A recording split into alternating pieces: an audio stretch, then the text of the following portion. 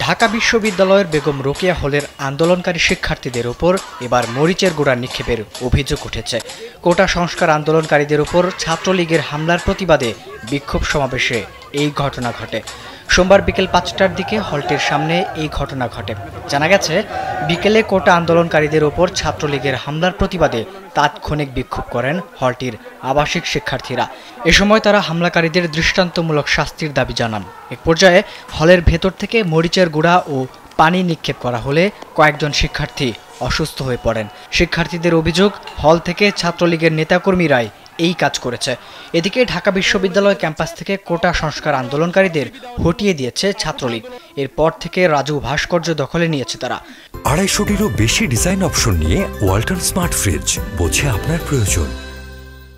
শেষ খবর পাওয়া পর্যন্ত সোয়া ৫টার দিকে শেখ রাসেল টাওয়ার এলাকায় আন্দোলনকারীদের ধরে আবার মারধর করে এবং ৫:৩০টার দিকে ঢাকা মেডিকেল কলেজ হাসপাতালে গিয়ে চিকিৎসারতদেরও মারধরের অভিযোগ পাওয়া গেছে ছাত্রলীগের বিরুদ্ধে।